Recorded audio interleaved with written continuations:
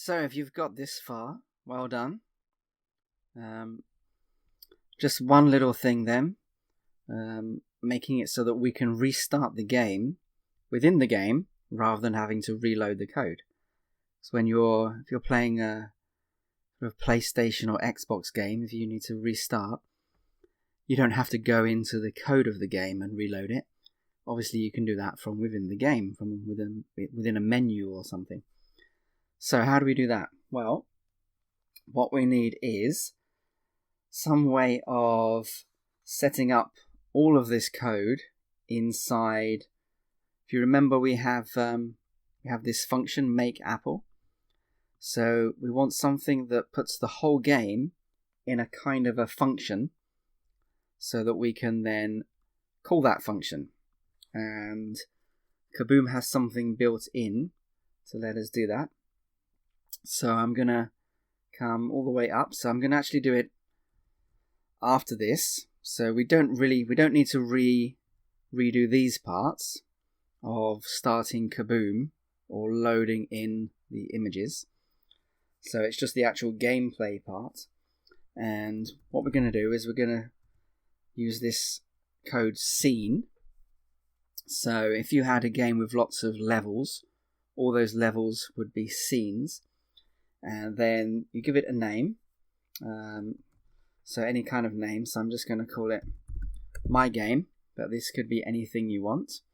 And then this thing that you've probably got used to seeing with our brackets and our arrow, and then you know that we need this. So all of the code needs to go inside here. So I could copy and paste it all, but quick way, I'm just going to remove this. So I'm going to cut it, Control X, and put that down at the end, like that. So this is the end of this.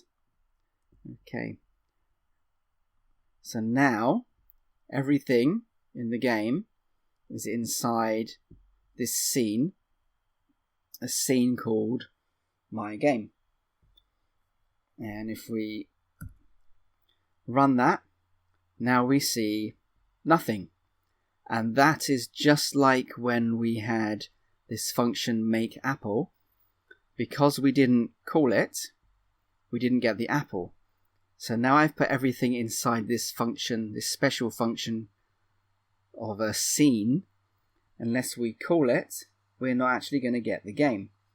So to do that, I need to come down here outside of the scene function, and a special way of calling it, this is all code built into Kaboom, is to say go and then the name of the scene. So this has to match this. So all of this is here. That's loaded into memory, and then we call it, we say okay, go to the scene called my game and run all this code. So let me refresh, and now here we have the game. Okay, so far nothing different. Still, when we get down to time has run out, still no way of reloading the game yet, but at least I've set up a scene that I can then call whenever I want to reload the game. Now, when do we want to reload the game? So we want to reload it when time has run out. So we're going to come up to our loop section and then into this part here. So first of all, we're going to say the game over is true. And now I'm going to add some text here to tell the player to click to reload the game. So to do that, I don't need to give it a variable name or anything. I'm just going to add something like that, add, and I'm going to be adding some text, and I'll just make it all capitals. Whoops. Let's say click to restart the game. And again, if I don't change the size, it may end up too big. So we're going to say, oh, hang on, don't need all that in capitals. Just say that the size, we'll make it 28. And then the position, so you may want to experiment with this, but somewhere sort of in the middle of the screen. Click to restart the game. So let's just see what happens when we get down to 0.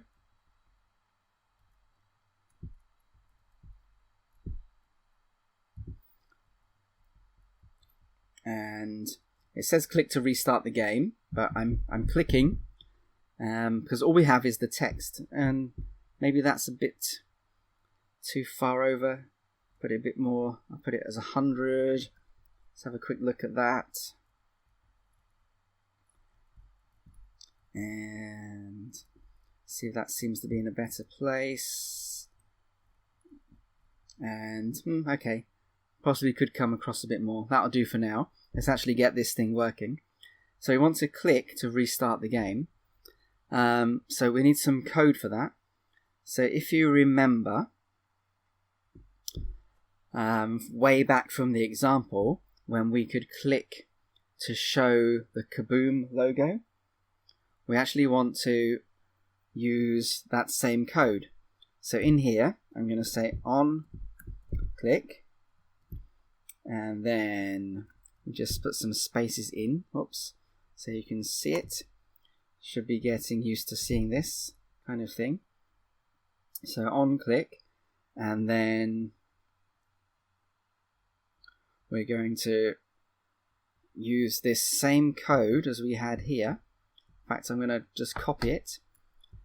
So on click, that just means whenever you click anywhere on the screen, on click, it's going to go my game. It's going to reload this scene.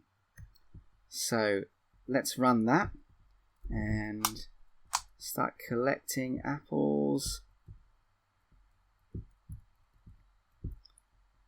And click to restart the game.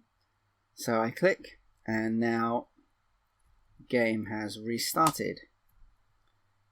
So I didn't have to reload the code to start the game again. I can just click anywhere on the screen and we get to go again. There's just one more thing I want to do to improve the game.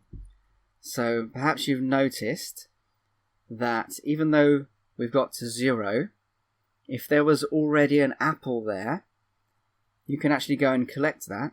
If I collect it, no more will come because we're on 0. But it might just be better that once we reach 0, if there was an apple, that will disappear as well. So 2 ways you could have, whoops, I clicked to restart. So 2 ways you could have it is that you still have a chance to get that apple, but I think I'm going to make it harder that if I didn't get it before time was up, this apple is going to disappear. And there's a really nice, easy way that we can do that in Kaboom. So again, if you remember this whole section here, after the else, that's all the code for what happens when we reach 0. And I'm just going to add in here. If you remember, we have, when you collect something, we use this destroy code there. So this time though, what I want to do is destroy all, and I want to destroy everything with the label food. And remember, apples have the label food. So once we reach 0, everything with the label food is going to be destroyed, which means it's going to be removed from the game and disappear from the screen. So let's reload that, and this time see that when we get down to 0, so I'll just stop collecting. Once we reach 0, that apple has gone, and now I don't have a chance to collect after the time is up. So I'll just start again.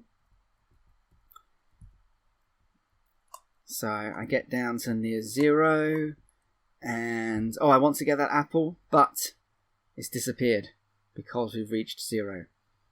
And there is our complete game. But yeah, that's it. So it's taken quite a long time.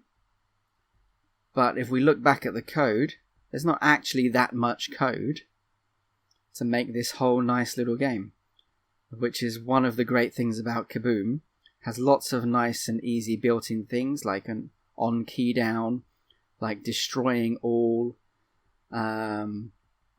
like using this scene so that you could create different levels or to let you reload the game.